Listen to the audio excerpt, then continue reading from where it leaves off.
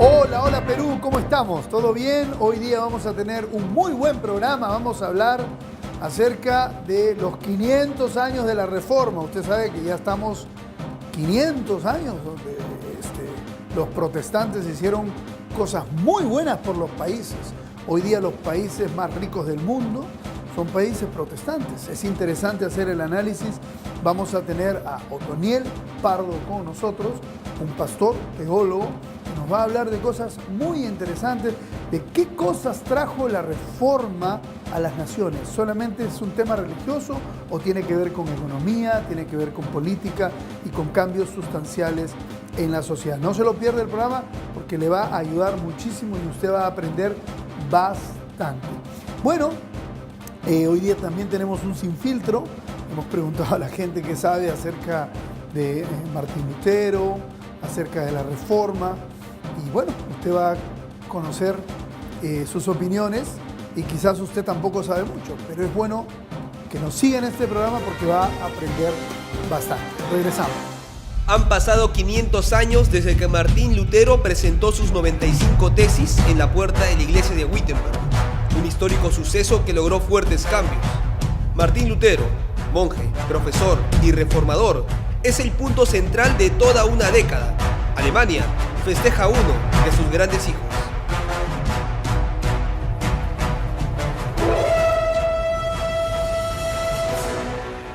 Hoy, como lo habíamos dicho, vamos a tener un gran programa sobre los 500 años de la Reforma y como lo hemos anunciado va a estar el pastor Otoniel Pardo para ayudarnos a entender mejor este tema. Pero antes quisiera leerles mi discurso del día de hoy.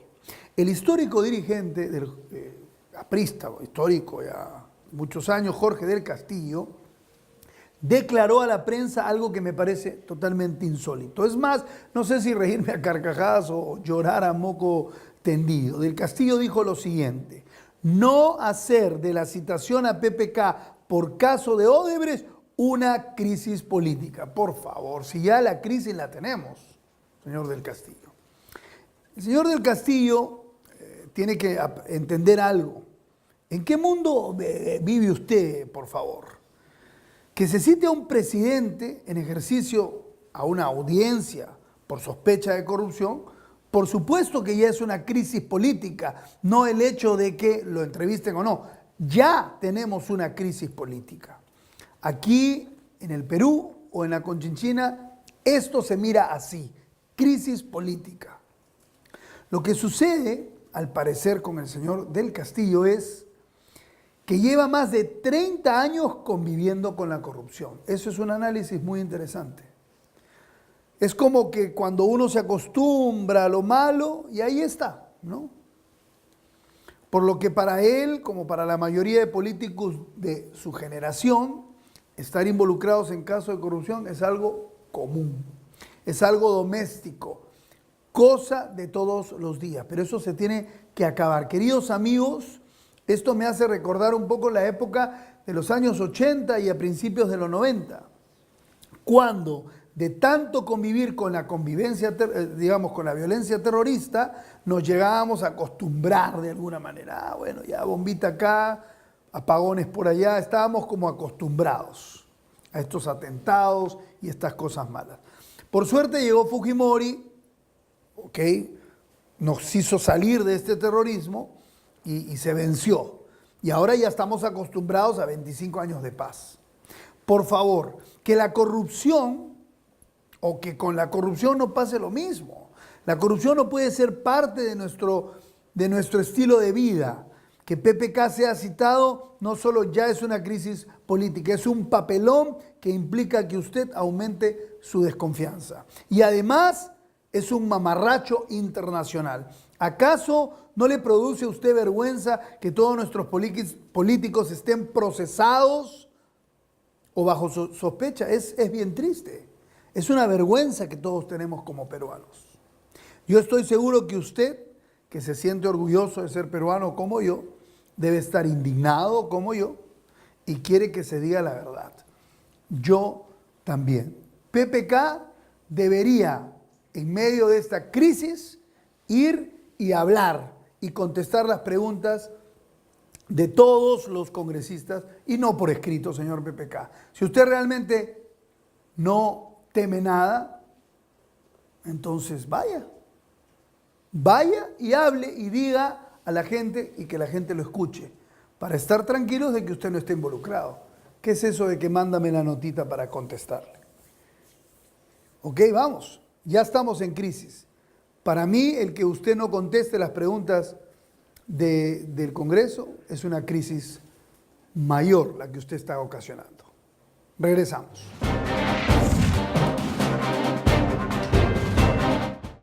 Lima se ha vuelto inhabitable. Sin embargo, una nueva ciudad se está construyendo. Les presentamos la Nueva Lima. Una ciudad de 3.000 hectáreas para 150.000 residentes en sus primeras etapas. 40% de áreas verdes y mucho espacio para transitar a un precio justo, un 50% más bajo del valor que el mercado está ofreciendo. Hogares, condominios, colegios, universidades, centro de convenciones, centros comerciales, Olympic Center para deportes, clínicas, supermercados, energía alternativa eléctrica y solar, agua potable directa del caño al vaso, autopistas sin parar, desagües ecológicos, un terrapuerto y un moderno y gran aeropuerto. Sé tú también dueño de una Nueva Lima, la primera ciudad tecnoecológica del país. Sola, construyendo un Perú nuevo. Para más información, ingresa a nuestra página web www.nuevalima.com. No te pierdas mañana a las 10 de la noche. Desde sus inicios hasta el presente, uno de los hechos más relevantes. Yo digo, sin la reforma, yo no sería sana. En el Perú se debe saber, ¿se va a mantener la generación de empleo? ¿Se va a mantener la inversión? ¿Se va a mantener la confianza en el Perú? Eso es lo que nosotros queremos saber. Eso es lo que debemos todos estar, digamos, atentos a escuchar de los políticos. Lutero, el clamor por la verdad, pero esto no es un libro, esto es una obra de teatro, parece, ¿no? Es una obra de teatro. Cuéntanos un poco sobre ello, pastora. Yo, Claudio, la verdad por delante, por RBC Televisión. Amigos peruanos, ya no queremos más presidentes prófugos de la justicia. Ya no queremos más ver cómo investigan por corrupción a nuestro actual presidente. Ya no queremos más que investiguen a la que estuvo cerca de serlo.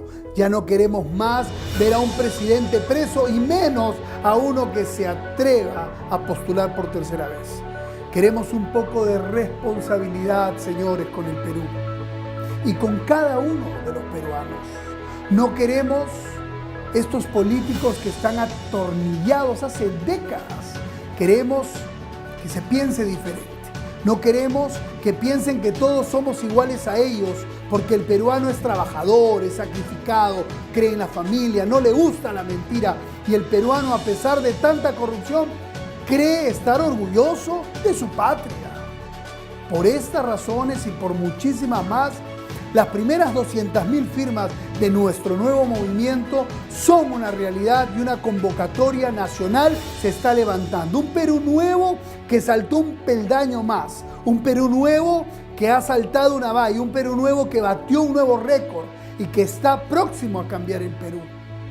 Porque este Perú nuevo no solo está creciendo en número, sino que está madurando en su forma de pensar. Porque juntos representamos a todos aquellos que ya no creemos y no queremos ver más a esta vieja casta política, perpetuada en el poder. Porque, hermanos, Lima no manda. Porque creemos en la verdadera y no la falsa descentralización. Porque deseamos que cada región se empodere de verdad. En el Perú queremos que se crezca y se crezca duro. Porque soplan vientos de cambio. Porque realmente estamos viendo una nueva nación crecer. Porque un nuevo ciclo de la política peruana es inminente. Ahí está. Que el 1 de noviembre nos estamos reuniendo de todos los puntos del país, 26 regiones unidas, para hacer un cambio trascendental. Vamos a reunirnos para luego marchar hacia el Jurado Nacional de Elecciones el día 2 de noviembre y poder llevar nuestras firmas e inscribir nuestro partido político. Ahora más que nunca te necesitamos, para que juntos construyamos un Perú nuevo. Sola, construyendo un Perú nuevo.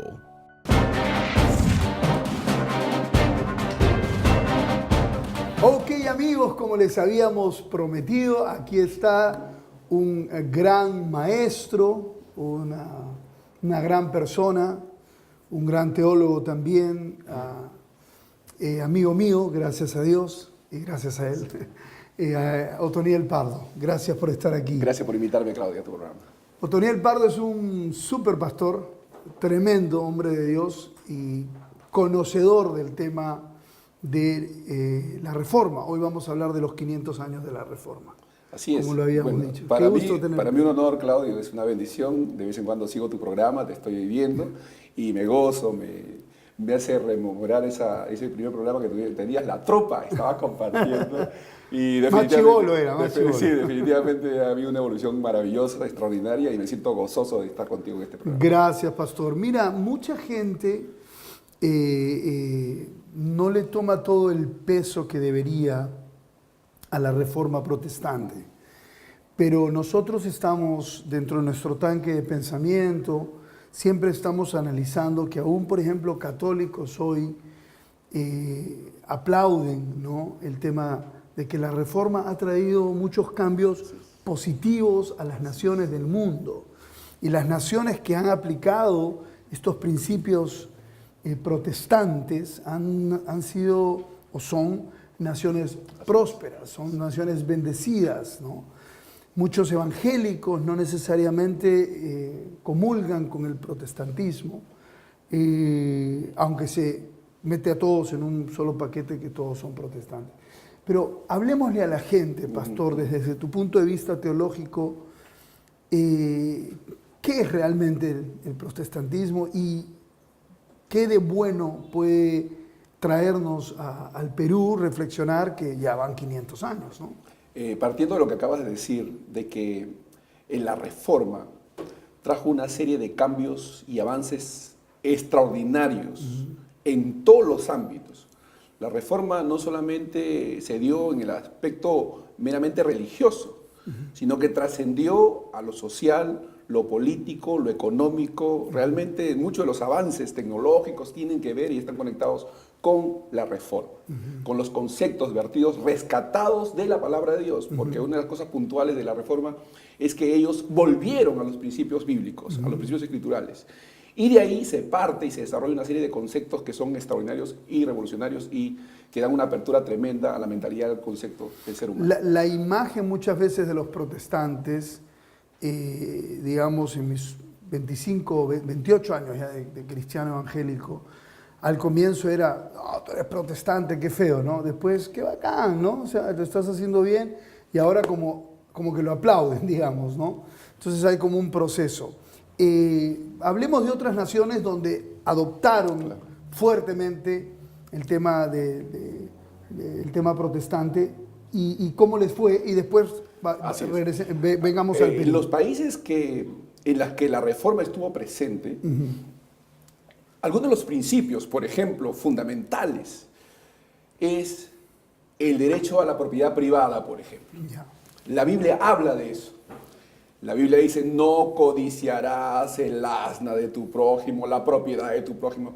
Ahí el Señor está estableciendo un principio fundamental de vida que tiene que ver con el derecho a la propiedad. Okay. Versus un poco lo que los reyes de esa época hacían, que era un total contrario. Sí. La propiedad es mía, ¿no? Así es. Y tú eres mi esclavo, o tú eres mi Sin embargo, seguidor. Pero el pueblo hebreo, ¿no?, que fueron los que recibieron esta revelación, este entendimiento, claro, desde la palabra de Dios, sí lo asumía, lo practicaba. O sea, si uno ve la forma como ellos vivían en sus orígenes, uno puede encontrar que estos principios se mantenían ahí, de tal manera que muchos de ellos eran prósperos extraordinariamente y tenían para dar y compartir, ¿no? O sea, tenían propiedad privada, o sea, que se respetaba.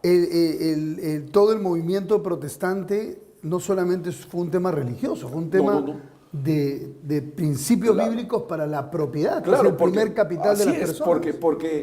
Porque una religión que no se traduce en la vida cotidiana, en la vida diaria, no es una verdadera religión. Así lo dice Santiago, ¿no? tú profesas algo y no lo vives, tu fe es muerta. Claro. Entonces siempre se va a traducir. Es más, la verdadera reforma siempre toca todos los ámbitos y aspectos del ser humano. O sea, un avivamiento entre comillas, que es mencionado como donde la gente salta, brinca, pero no hay una conexión con tu vida cotidiana, con la forma como te conduces y la aplicación de los principios de la palabra de Dios, no es un verdadero avivamiento, es un engaño, es algo emocional meramente. Entonces, este principio de la propiedad privada parte desde Dios, desde la palabra de Dios. Dios establece, eso no lo da el hombre, no es que el hombre decide y dice, no, esto es tuyo, esto es mío, no. Es Dios quien establece que se debe respetar la propiedad privada. Desde ese versículo. Desde ese versículo. Ya. Pero también vemos a Dios dando a Adán propiedad, ¿no? Así es, Ok. así es, ¿no? Lot con Abraham parcelando, diciendo tú para allá, yo para acá. Y es ¿no? interesante porque Dios establece que Él tiene una propiedad. Ya. Y él le da a Adán el huerto para que la administre, para que se enseñoree, pero el dueño sigue siendo Dios. Porque cuando éste transgredió los principios establecidos por el dueño, lo sacó. Entonces, ahí está, él está diciendo, él dice, mío es el oro, mío es la plata. O sea, a Abraham también lo enriqueció y Adán tenía su propiedad. Entonces, este principio de propiedad es importante porque nos libera de una serie de conceptos socialistas, comunistas, que no parten de la palabra de Dios, parte de un sentimiento meramente humano, humanista, que no considera el hecho de que el hombre puede progresar. La Biblia enseña el principio no de repartir la riqueza, sino de hacer riqueza. Dice la Biblia que Dios establece... Verso lo que dicen los socialistas, así es. No, hay que repartir la riqueza. El socialista dice que se debe repartir la riqueza. Para los que dicen que Dios es socialista. La Biblia enseña la creación de la riqueza. He aquí, dice, yo establezco mi pacto con vosotros para que hagáis las riquezas, hagáis. O sea, Dios dice que nosotros tenemos la capacidad, Dios nos da habilidades, capacidades naturales, tanto como espirituales, para desarrollar y producir. Como dice Génesis, produzca. ¿no? Claro, y los principios económicos parten de la palabra de Dios. La palabra de Dios establece principios económicos. El principio de la recompensa, del reconocimiento. A uno dio un talento, 2 talentos, 3 talentos, de acuerdo a su capacidad. El reconocimiento de las capacidades es un principio liberal. Es un principio bíblico, teológico, escritural. O sea, estos principios parten de la escritura y tenemos que volver a la palabra de Dios para retomar estos principios, precisamente, y vivir de acuerdo a ellos, porque eso es lo que realmente Dios nos ha llamado. Ahora, en los países protestantes se respeta no solo el tema de la propiedad superficial, sino que también el suelo, el subsuelo y el aire, por los dichos cristianos antiguos, ¿no? Que tú eres dueño de tu metro cuadrado, hablando bíblicamente, desde el cielo hasta el infierno, ¿no? Así es. O sea, esto es el principio de la vida, de respetar la vida, de respetar la dignidad humana. Mira, los países protestantes de origen reformado tenían un principio que tenía que ver con el hecho de respetar la dignidad humana. La dignidad humana significa que uno reconoce que el hombre, sea quien fuere, el más vil pecador o el más santo, ha sido creado a imagen de Dios. Y esa imagen se respeta. Entonces, por eso es que los hombres tienen derechos. El derecho a la vida. Por eso es que los procesos judiciales se llevan a cabo bajo este principio. Porque aunque tú has transgredido la ley, yo respeto tus derechos y tú tienes derecho a ser juzgado y a ser condenado. O sea, ¿por qué? Porque yo respeto aunque tú no los has respetado, yo sí los respeto. Porque parten del hecho de que hay una dignidad humana establecida por Dios. Y bajo ese pensamiento, para mí es muy indigno que, por ejemplo, hoy día el gobierno, el Estado, con el artículo 66, diga que la propiedad del subsuelo le pertenece al Estado, porque le quita su propiedad a la gente y la gente está viviendo indignamente. Así es. O sea, gente muy rica en su subsuelo, pero muy pobre en su suelo. Claro, digamos, cuando los hombres establecen sus propias leyes y se mueven bajo sus propios criterios, sin respetar los principios establecidos por la palabra de Dios, sin reconocer estos valores que la Biblia establece, definitivamente el hombre va a querer subyugar a su prójimo, va a querer someter a su prójimo, va a querer que su prójimo sea subordinado, porque no lo va a ver de igual a igual. La Biblia dice que debemos respetar a nuestro prójimo, debemos amarlo y debemos ser solidarios y apoyarnos de manera mutua para el desarrollo común. Sin embargo, eso pues, debido a que el hombre está alejado de Dios y de estos principios establecidos desde la palabra de Dios, pues ha perdido el norte. Ok, muy importante, ¿no? Yo siento que un mensaje, digamos, protestante, que le diga a las comunidades que ellos son dueños del subsuelo y que para su dignidad ellos deberían, pues, usar lo que es de su riqueza, ellos van a decir un aplauso para los protestantes. Bueno, me gustaría que me cuentes qué otras cosas ha traído el tema protestante al mundo, no solo el tema de la propiedad, pero después de la pausa. ¿Me acompañas, por favor? Regresamos.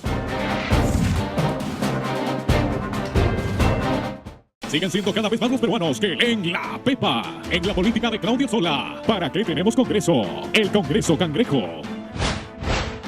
En el liberalismo de Alberto Mansuetti, más rápido de lo que crees, en Ruanda, no solo se achicó el gobierno y se agrandó la economía, también se privatizó la educación. En la editorial de Dante Ramos, Hijos de un Dios Menor, Peter Cárdenas, Gregorio Santos, Yantauru Mala. En la editorial de Piero Solari, conoce las motivaciones acerca de este polémico censo. Oda, en el Stalin de Duni Ibáñez, todo lo que debes saber antes de hacerte un balayage. En la farándula de Betina Oneto, entérate de lo que haría Betina si fuera presidenta. En la columna de Pedro Pablo Lavalle, descubre cómo puedes aumentar tu fe. En las novedades de Juan Carlos Schelge, al menos 9 mujeres al mes denuncian intento de homicidio. Deportes, Top 10 Perú. Nos queda poco menos de un mes para enfrentar al rival. ¡Arriba Perú!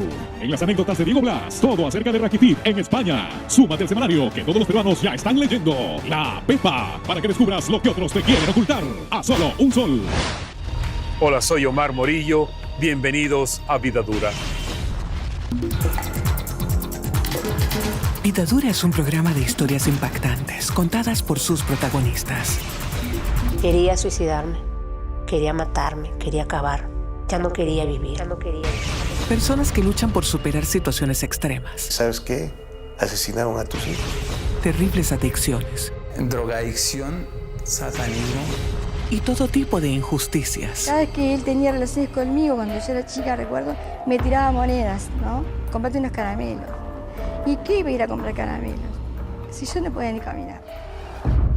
Pero que han logrado sobrevivir y conquistar su futuro. El cambio es posible. Aquí te contamos cómo. Te habla alguien que sabe muy bien lo que estás pasando. Dios es el que te puede dar una oportunidad. Él quiere sanar tu corazón. Él puede consolar tu vida. Dios puede ayudarte, que no hay nadie más que Él, que no bajes los brazos. Vida Dura está cambiando la vida de miles de personas alrededor del mundo y esto nos alegra, nos llena de mucha emoción porque el programa lo hacemos con esa intención, ayudar a todos aquellos que necesitan ayuda. Somos Vida Dura. Síguenos, estamos donde tú estás.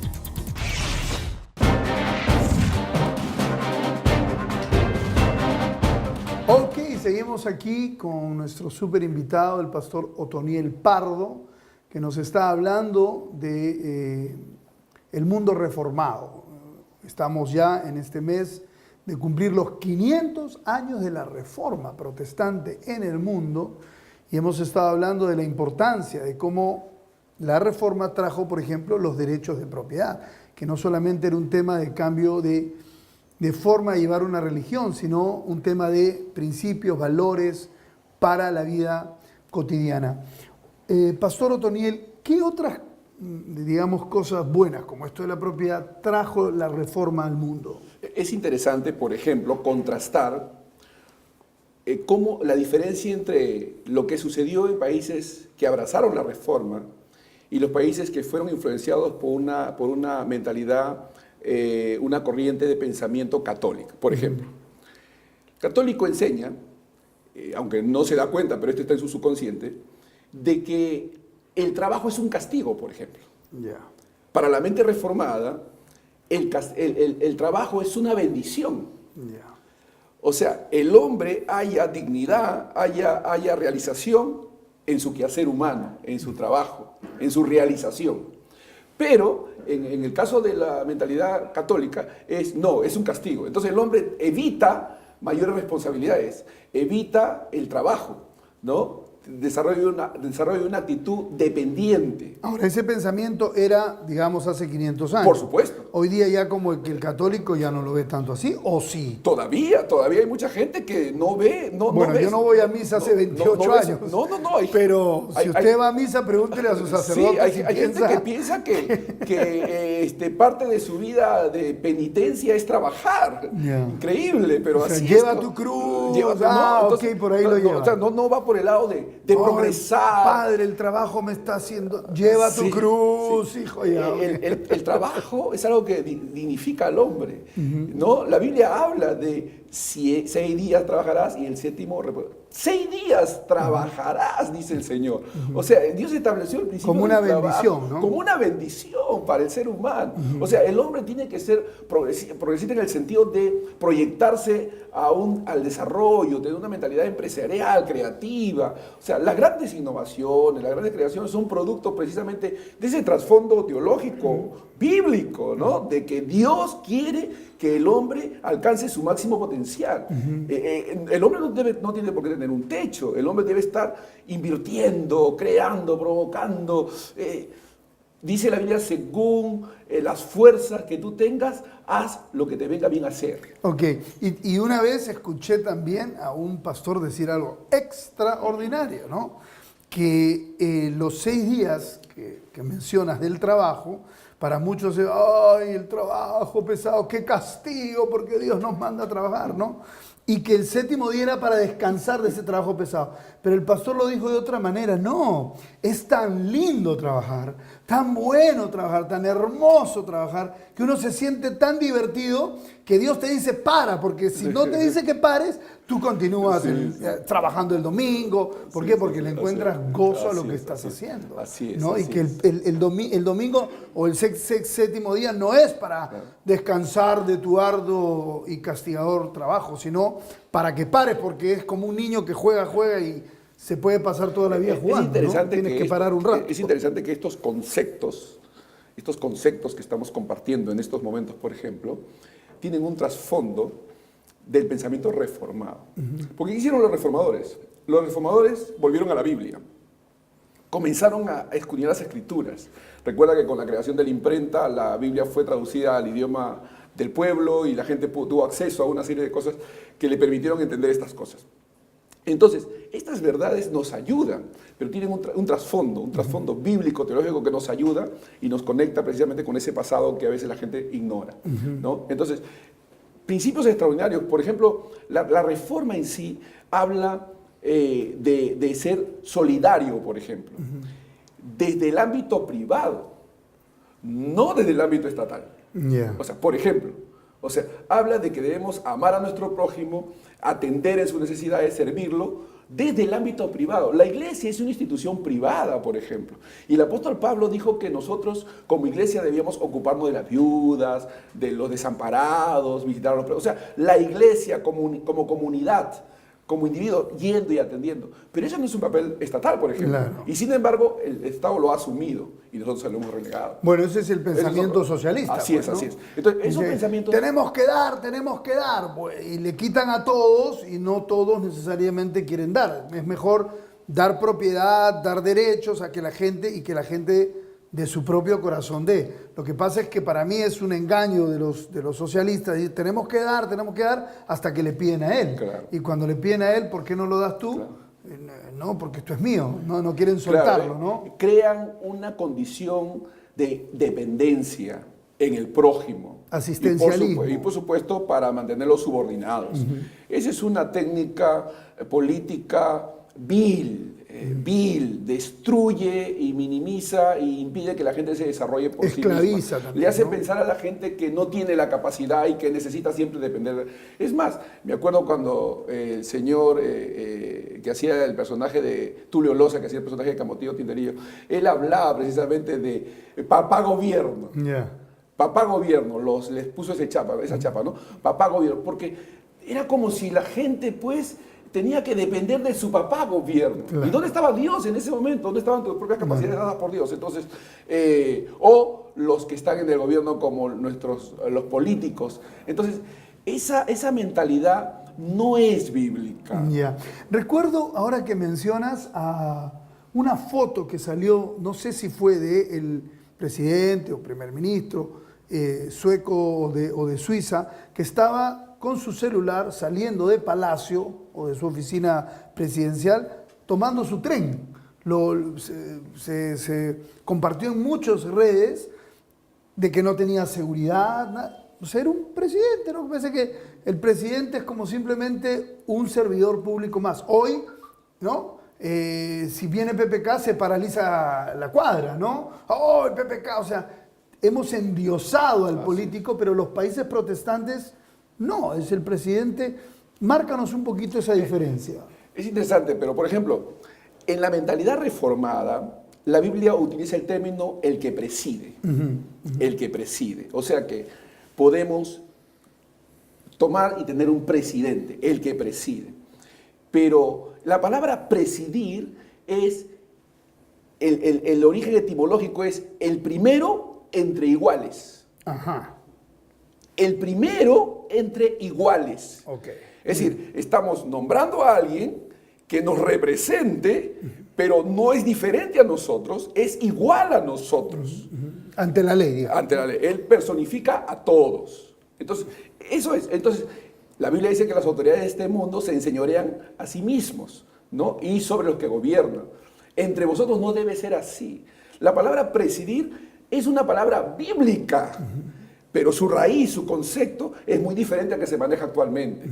Por eso es que esa gente se siente más exento, diferente y a la vez tratando de sacar provecho de lo Pero que... ¿por qué esa diferencia de un país protestante donde el presidente es tu vecino, hola, ¿cómo estás? No tiene guardias, toma su tren, y un presidente aquí que pasa con no sé cuánta gente de seguridad? Dice el otro día que Maduro estaba pasando y tenía casi 18 motos de seguridad antes de él y como 20 detrás. O sea, ¿qué es esto, no? Tú recordarás, y yo siempre te he escuchado compartir, y también lo ha hecho Alberto Mansuetti, Samuel 8, 1 Samuel 8. Ellos eran presididos por jueces, pero ellos decidieron que querían un rey, o sea, un presidente rey, que los presidiera un rey. Copiando el modelo de las naciones, monárquicas, autoritarias. Y el Señor les previno de las consecuencias que iba a tener ese estilo de gobierno, lo que estaban pidiendo. Les iba a hacer mucho más daño que bien. ¿Por qué? Porque el nuevo rey que estaba asumiéndolo con los conceptos del mundo, porque también estaba permeado con ese tipo de pensamiento. Entonces, él es el jefe. Danos un rey como tienen las demás naciones. Y este se comportó como el de las demás naciones. Claro. Comenzó a oprimir, comenzó a tomar impuestos, o sea, comenzó a sobreponerse sobre los demás. Entonces... Y armar todo un estado gigantesco, ¿no?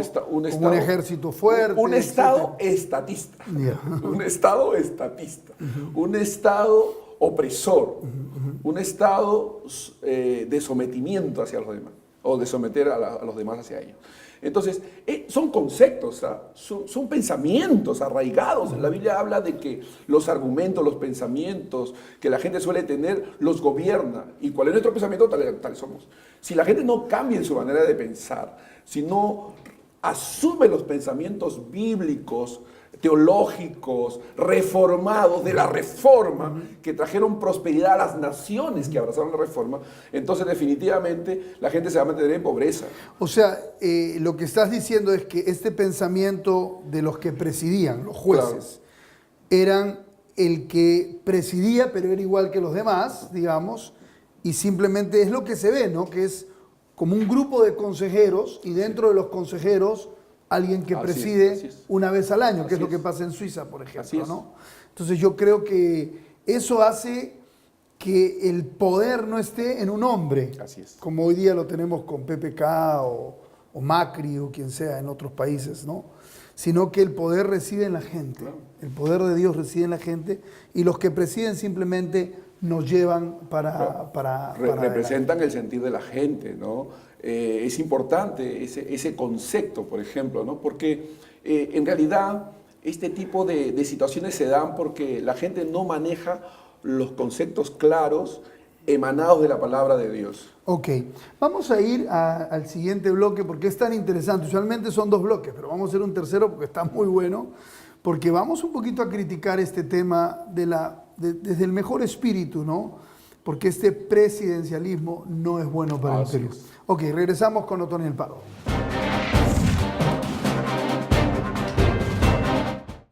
Lima se ha vuelto inhabitable. Sin embargo, una nueva ciudad se está construyendo. Les presentamos la Nueva Lima. Una ciudad de 3.000 hectáreas para 150.000 residentes en sus primeras etapas. 40% de áreas verdes y mucho espacio para transitar a un precio justo, un 50% más bajo del valor que el mercado está ofreciendo. Hogares, condominios, colegios, universidades, centro de convenciones, centros comerciales, Olympic Center para deportes, clínicas, supermercados, energía alternativa eléctrica y solar, agua potable directa del caño al vaso, autopistas sin parar, desagües ecológicos, un terrapuerto y un moderno y gran aeropuerto. Sé tú también dueño de una Nueva Lima, la primera ciudad tecnoecológica del país. Sola, construyendo un Perú nuevo. Para más información, ingresa a nuestra página web www.nuevalima.com. No te pierdas mañana a las 10 de la noche. Desde sus inicios hasta el presente, uno de los hechos más relevantes. Yo digo, sin la reforma yo no sería sano. En el Perú se debe saber, ¿se va a mantener la generación de empleo? ¿Se va a mantener la inversión? ¿Se va a mantener la confianza en el Perú? Eso es lo que nosotros queremos saber. Eso es lo que debemos todos estar, digamos, atentos a escuchar de los políticos. Lutero, el clamor por la verdad, pero esto no es un libro, esto es una obra de teatro, parece, ¿no? Es una obra de teatro. Cuéntanos un poco sobre ello, pastora. Yo, Claudio, la verdad por delante, por RBC Televisión.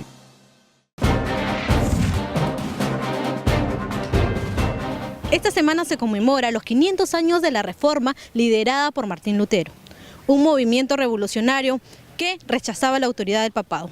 Pero ¿quién es Martín Lutero? Vamos a conocer las opiniones de las personas sobre este tema. No sé quién es Martín Lutero. Ni idea. No sé. Un reformista de la iglesia. De la iglesia católica. Católica. Se rebeló contra sus mismos obispos porque estaban predicando cosas que no eran conforme a la ley de Dios. Ese era Martín Lutero. Está en contra de la religión tradicional. Lo tildaron como hereje. Hereje es cuando una persona está en contra de ciertas doctrinas de una iglesia. Es alemán, sí. Creo que a partir de eso se abrió una iglesia diferente a la católica romana. Martín Lutero. Un defensor de la libertad de los negros en Estados Unidos. Madre, no soy peruana. ¿No eres peruana, eres venezolana? Venezolana. No lo sé. ¿Quién será? Yo no sé. No sé. No sé. Fue un reformador, fue primeramente un padre, un cura, porque él era católico, un teólogo inglés. Él clavó una 95 tesis en la iglesia de Westminster, en la puerta, donde él estaba en contra de las indulgencias que hacía la iglesia católica, porque las indulgencias era el perdón de Dios, que la vendían por causa de las ofrendas, y eso no decía la Biblia. Entonces Lutero habló 95 tesis en contra de eso, y clavó esas 95 tesis en la puerta de la iglesia de Westminster, no la ciudad de Westminster. Y Lutero fue un teólogo reformado, predicó la palabra, el evangelio, ¿no? Y él seguía lo mismo que San Agustín, que predicaba, también el evangelio de la gracia, que la salvación no es obra del hombre, sino es una obra de Dios a través de Jesucristo. Las críticas de Lutero reflejaban un clima bastante extendido de descontento por la degradación de la iglesia.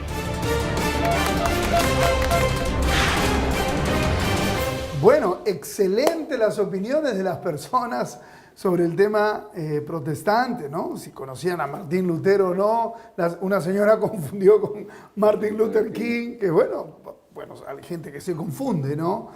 No se ha dicho mucho sobre esto, no se habla mucho. Y me encantó ver ese joven que sí conocía muy bien qué cosa es el tema, y ese señor que lustraba botas, muy bien, bien instruido excelente. Y Otoniel Pardo nos está enriqueciendo esta entrevista. Hemos alargado a 3 bloques, usualmente es 2 bloques, pero es muy bueno lo que estás diciendo. El tema de la propiedad, principios protestantes, el tema del trabajo, no como un castigo, principios protestantes, y nos quedamos en el tema del presidencialismo, que es un sistema, digamos, de pensamiento de que el que me preside es como mi rey, mi jefe, versus los protestantes que dicen el que preside es uno igual a nosotros.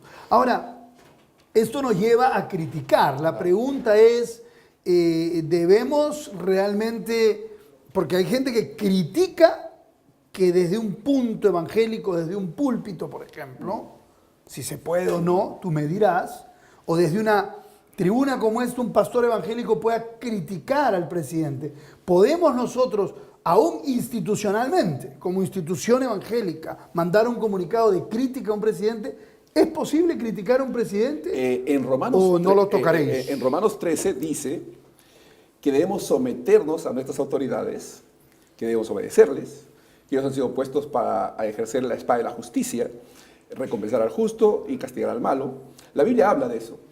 Sin embargo, ese texto debe ser interpretado a la luz de lo que dice el libro de los Hechos, de lo que la iglesia hizo en el libro de los Hechos y lo que Pablo hizo y practicó también en su vida cotidiana.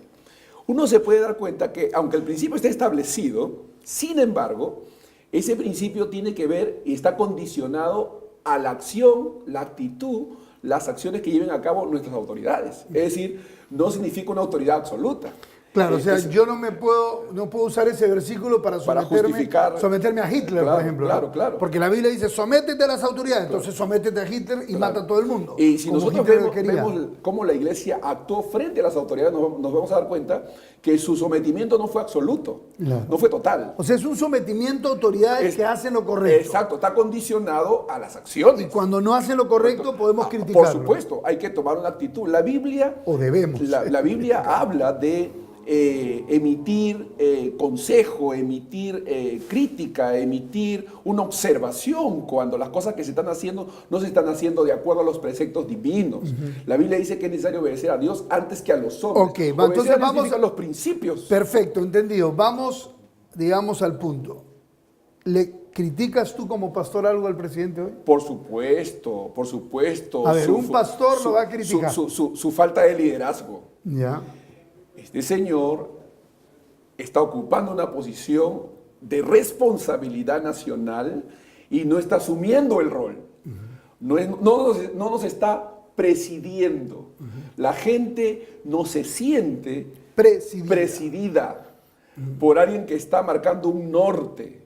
Está dejando que las cosas pasen. Estamos como en un piloto automático, donde no hay un capitán, ¿no? Entonces, no se pronuncia acerca de temas puntuales, económicos, que es lo que le interesa a la gente, de gobierno, de autoridad. Es decir, está de una actitud contemplativa. Eso no está bien. Nuestros líderes no deben ser así. Los que nos presiden no deben ser así. Ahora, ha sido criticado también por el tema de que la reforma, que yo le llamo la deforma, la reforma económica va de todas perdón, la reforma educativa va de todas maneras, no importa, ¿no? Como que insiste con el tema de la agenda gay metida en el currículo, ¿no? Claro, subordinado a leyes establecidas internacionalmente que no tienen por qué. Nuestra soberanía no se está respetando. Exacto, es la ONU. Nuestra soberanía no se está respetando. Las naciones son soberanas. Las naciones tienen derecho a gobernarse por sí mismas, no por seguir los lineamientos o las digitaciones internacionales ajenas a los propios intereses de un país. Entonces, estos señores están sometidos a un gobierno internacional mundial globalizado. Eso no debe ser así. Tiene que haber un presidente que se levante y diga, no, nosotros somos peruanos, nosotros tenemos que ver por nosotros y debemos trabajar en esta dirección. O sea, eso, porque es el presidente, el que preside de los peruanos, no el presidente de la ONU. Así es, no, claro. No, esto está como representando a otras naciones, los intereses de otras naciones. Correcto. Y eso no es correcto, eso no está bien. O sea, la Biblia no presenta el liderazgo de esa manera, ese no es el modelo bíblico de Ahora, gobierno. no solamente la ley del tema de la educación que hemos estado hablando, sino que también, pastor, por ejemplo, tú mencionabas del tema de la propiedad, ¿no? Así es. Un PPK, como gente, él es de la derecha mala, digo yo, y los de la izquierda, todos quieren que la propiedad del subsuelo le pertenezca a todos, contrario a este principio protestante de que la propiedad del subsuelo le pertenece a los que viven en ese suelo, como dice muy bien Enrique Gersi, ¿no? Entonces, son presidentes que están apoyando leyes malas, así es, que van contra la prosperidad de los pueblos. Hay un principio lógico que si uno lo profundiza en él, se da cuenta de que definitivamente es así. Lo que le pertenece a todos no es de nadie. Lo que le pertenece a todos no es de nadie. Porque poner de acuerdo a todos para definir sobre algo es imposible. Entonces, no. La Biblia habla de este principio de propiedad, precisamente, y que es un principio, repaso este pensamiento, es un principio bíblico, divino. O sea, debemos respetar ese principio. Cuando uno transgrede ese principio por intereses meramente materialistas, insanos, pues definitivamente estamos como estamos. El país decrece, el país se hunde en mayor miseria, mayor pobreza, y no se respeta lo que le pertenece al prójimo. Son leyes malas, leyes que deben ser derogadas, quitadas. Los legisladores han entendido mal su posición. Ellos creen que su trabajo es legislar desde el punto de vista de emitir leyes. Más bien deberían estar derogando leyes. Deberían estar derogando las leyes malas, destrabando esas leyes que impiden que el pueblo se desarrolle. Porque muchas de esas leyes han sido hechas de manera confabulada para favorecer a determinado sector. Entonces, eso tiene que cambiar. Buenísimo, pastor. Mira, me están diciendo que corte porque el tiempo voló, pero gracias, pastor. Gracias. Tú estás haciendo una tremenda conferencia que se llama La Gracia Reina, que tiene que ver con los reformadores, para este sábado 28 de octubre a las 9 de la mañana en el auditorio de la Misión Cristiana Gracia Reina, que está en Santa María 201, altura de la cuadra 7 de Mariátegui. Así es. Los invitamos a todos para que sean parte. Pastor, esperamos que puedas venir siempre. Por favor, gracias. ¿Podrás venir de cuando en vez? Con todo y gusto, de vez en cuando te visito y yo estamos compartiendo. Ok, hemos estado con Otoniel Pardo, gracias, pastor. Regresamos para la conclusión.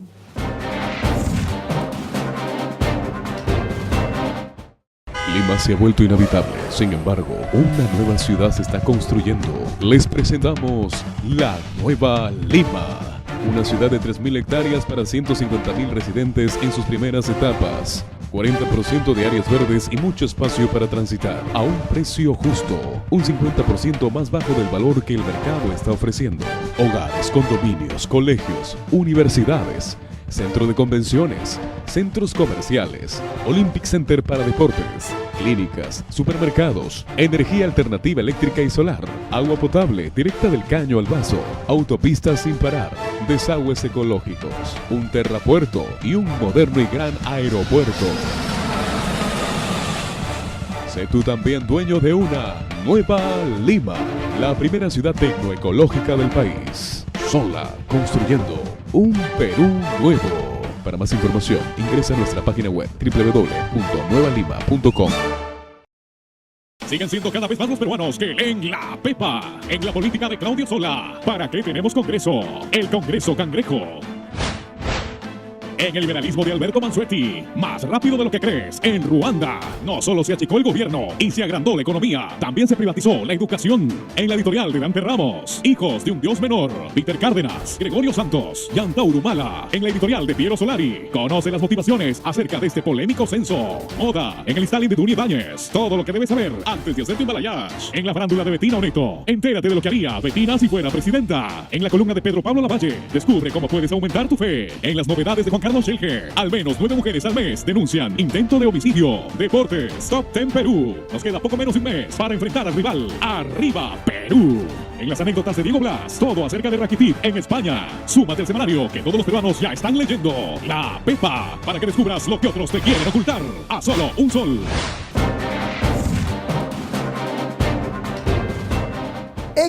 excelente el tiempo que hemos pasado con Otoniel Pardo, realmente muy enriquecedor.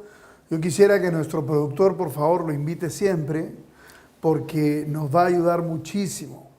Hay muy buenos pastores, muy buenos sacerdotes, también los invitamos aquí, que podemos hablar de estas cosas, porque aquí no se trata de que si tú eres evangélico, yo soy católico, como ahí me estaban criticando que por qué yo critico al Papa.